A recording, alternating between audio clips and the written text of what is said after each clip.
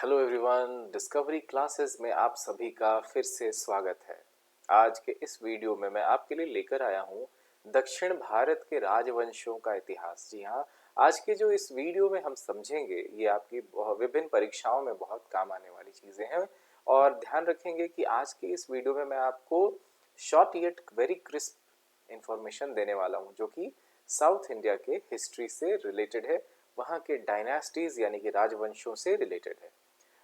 जब हम भारत के इतिहास की चर्चा करते हैं ना, तो वृहद पैमाने पर इसको दो भागों में हम बांटते हैं। पहला तो उत्तर भारत का इतिहास और दूसरा दक्षिण भारत का इतिहास। जी हाँ, दक्षिण भारत के इतिहास की जब जब चर्चाएं होती हैं तो ये हमने अक्सर देखा है दोस्तों कि दक्षिण भारत के इतिहास की चर्चा जब हम करते हैं तो हम बहुत सारे डेटा को ध्यान नहीं रख पाते और इसके कारण हमारे परीक्षाओं में हमें बहुत सारी समस्याओं का भी सामना करना पड़ता है ना। तो चलिए, आज के इस वीडियो में हम करेंगे दक्षिण भारत के राजवंशों के इतिहास की चर्चा। तो चलिए शुरू करते हैं वीडियो को और देखते हैं डिस्कवरी क्लासेस के इस वीडियो में क्या है खास दक्षिण भारत के इतिहास और राजवंशों के बारे में। तो सबसे पहले मैं आपको बता दूं कि आज के इस वीडियो में सबसे पहला जो हम चर्चा करने जा रहे हैं दक्षिण भारत के राजवंश की, ठीक है, तो उसके बारे में थोड़ा सा बेसिक विवरण, बेसिक डिटेल्स आप देख सकते हैं अपने स्क्रीन पे। दक्षिण भारत का जो इतिहास रहा है ना, वो कई शक्तिशाली और समृद्ध राजवंशों द्वारा शासित रहा है जिनका योगदान संस्कृति, कला, प्रशासन और व्यापार में महत्वपूर्ण रहा है। ठीक है, देखिए साउथ इंडिया की जब हिस्ट्री की बात हम करते हैं ना, तो वो कहीं ना कहीं जो पेनिनसुलर एरिया है इंडिया का, जो पेनिनसुला है, ठीक है, जिसको हम लोग प्रायद्वीपीय हिस्सा कहते हैं, वहां पे समृद्धि, कला और संस्कृति इन दो चीजों में तो थी, लेकिन व्यापार में भी थी, प्रशासन में भी थी। ठीक है, क्योंकि ऐसे भी कहा जाता है ना कि जो स्थान समुद्र या फिर जलीय भाग से संबंधित होते हैं वहां पे इन सारी चीजों का जो कह सकते हैं डेवलपमेंट होता है, विकास होता है, वो बाकी दूसरे स्थानों के मुकाबले ज्यादा होता है ना। अब चलिए आगे बढ़ के समझते हैं। और प्रमुख दक्षिण भारतीय राजवंशों में चेर, चोल, पांड्य, चालुक्य, राष्ट्रकूट, विजयनगर, होयसला, काकतीय और पल्लव, ठीक है, ये शामिल है। तो चलिए इन्हीं प्रमुख राजवंशों की चर्चा आज की इस वीडियो में हम करेंगे।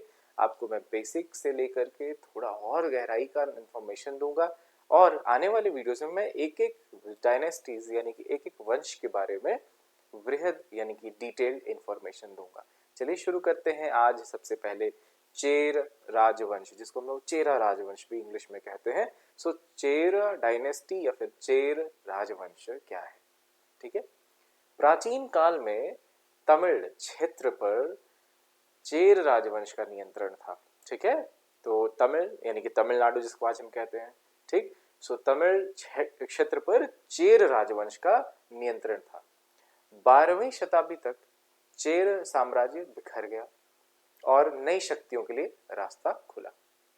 इस राज्य की मजबूती के बावजूद आंतरिक संघर्षों और बाहरी आक्रमणों के कारण इसे पतन का सामना करना पड़ा। तो देखिए चेर राजवंश का पतन क्या हुआ था, कारण क्या था, बाहरी आक्रमण, ठीक है। चलिए बढ़ेंगे आगे, अब देखते हैं नेक्स्ट चोल राजवंश, ठीक है।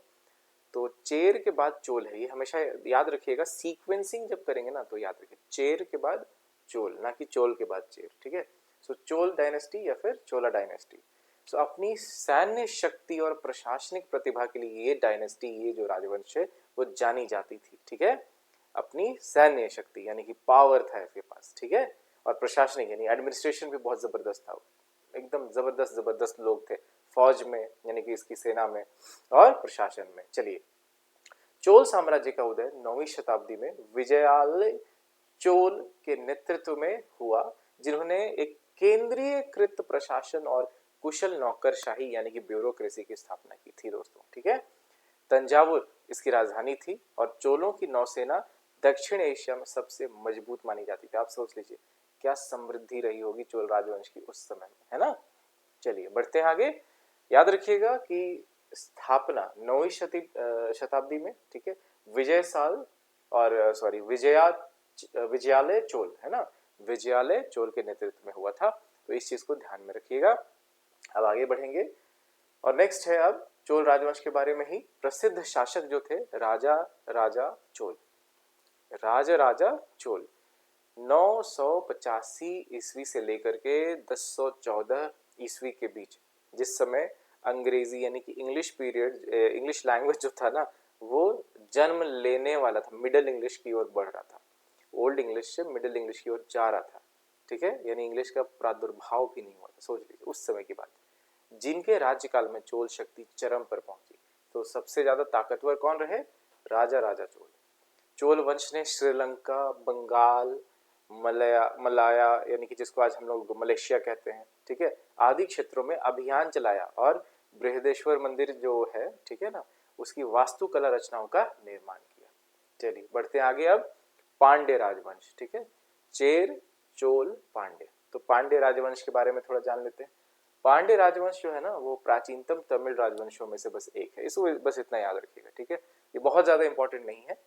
ये मदुरै क्षेत्र में केंद्रित थे और साहित्य व कला के संरक्षण के लिए जाने जाते हैं पांड्य, ठीक है ना, साहित्य यानी कि लिटरेचर और कला, आर्ट के संरक्षण के लिए जाने जाते हैं, ये दिमाग में बस रखना है आपको। अब चलिए विजयनगर ऐसी यानी कि विजयनगर डायनेस्टी है ना, विजयनगर साम्राज्य बहुत इंपॉर्टेंट है।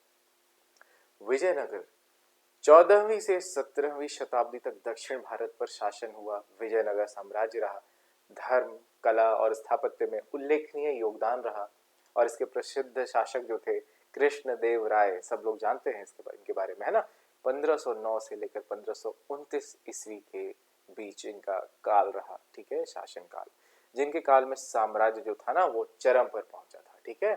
उसके बाद चालुक्य राजवंश, चालुक्य राजवंश कर्नाटक में, ठीक है ना, कर्नाटक केंद्रित चालुक्य राजवंश ने वास्तुकला, स्थापत्य कला और प्रशासनिक व्यवस्था में महत्वपूर्ण योगदान दिया।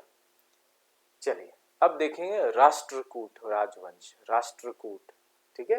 राष्ट्रकूटों ने 8वीं से लेकर के 10वीं शताब्दी में कर्नाटक और महाराष्ट्र में शासन किया, ठीक है। तो राष्ट्र और कूट ऐसे याद रखेंगे ना, ठीक है, कर्नाटक और महाराष्ट्र, राष्ट्रकूट, तो वहां शासन उन्होंने किया। इनका शासन मनैखेता गुलबर्गा में, ठीक है, कर्नाटक में, वहां से चलता था। वो कर्नाटक उस समय कैपिटल था गुलबर्गा, ठीक है, मनैखेता। अमोघ वर्ष प्रथम के शासन में कन्नड़ साहित्य का उत्कर्ष हुआ और एलोरा का कैलास मंदिर का निर्माण हुआ, ठीक है, अजंता एलोरा आपने सुना होगा, तो उसका निर्माण हुआ राष्ट्रकूट डायनेस्टी में। ये एग्जाम में बहुत बार पूछा है, ठीक है, और उसका संरक्षण भी इन्होंने किया था, ये याद रखिएगा। जेपीएससी की परीक्षा में भी इस तरह के प्रश्न पूछे जाते हैं। होयसला राजवंश, होयसला राजवंश के बारे में जानते हैं। चालुक्यों के अधीनस्थ थे ये, चालुक्यों से नीचे थे ये। फिर स्वतंत्र राज्य की स्थापना इन्होंने की। विशाल मंदिरों के निर्माण हेतु प्रसिद्ध है ये राजवंश, जैसे कि बेलूर का मंदिर, हेलिबिड का मंदिर, ठीक है, इन सारी चीजों के निर्माण के लिए जाना जाता है। अब देखते हैं आगे काकतीय राजवंश। तो काकतीय राजवंश क्या है दोस्तों? काकतीय ने 11वीं से लेकर 14वीं शताब्दी में आंध्र पर शासन किया था। आंध्र यानी आंध्र प्रदेश, ठीक है। तो प्रमुख शासक इसके थे गणपति देव और उनकी पुत्री रुद्रमा देवी, ये याद रखिएगा, ठीक है, इंपॉर्टेंट है। वारंगल इनकी राजधानी थी और किले, इंजीनियरिंग एवं तेलुगु साहित्य को बढ़ावा इन्होंने दिया था, ठीक है ना। ऑलराइट, इंजीनियरिंग और तेलुगु साहित्य को इन्होंने बढ़ावा दिया। चलिए पल्लव राजवंश, अब हम बात करेंगे पल्लव राजवंश की। 6ठी से लेकर 9वीं शताब्दी में तमिलनाडु में पल्लवों ने शासन किया था। महाबलीपुरम के शिल्प, मंदिर और कला के संरक्षण में इनकी प्रसिद्ध या प्रमुख भूमिका रही, ठीक है। तो आज के इस वीडियो में मैं इतना ही रखूंगा, बहुत ज़्यादा डिटेल में मैं अगले कड़ी में, अगले सीरीज में जो वीडियोस लेकर आने वाला हूँ, ठीक है, वो इन्हीं सारे राजवंशों के बारे में बेसिक नहीं एडवांस्ड नॉलेज के साथ होगा। और मैं आपके सामने लेकर आ रहा हूँ एक बहुत ही अद्भुत सीरीज इस चैनल पे, यानी कि डिस्कवरी क्लासेस पे, और वो होने जा रहा है प्रीवियस ईयर क्वेश्चन बैंक का डिस्कशन इन डिटेल, ठीक है। तो उसके लिए तैयार हो जाइए, हम लोग रोज मिलेंगे और रोज इस तरह से डिस्कशन करेंगे महत्वपूर्ण क्वेश्चंस का। जल्द ही मैं इस चैनल पे लाइव भी आऊँगा, ठीक है। चलिए मिलते हैं नेक्स्ट क्लास में, तब तक के लिए अपना ध्यान रखें। धन्यवाद।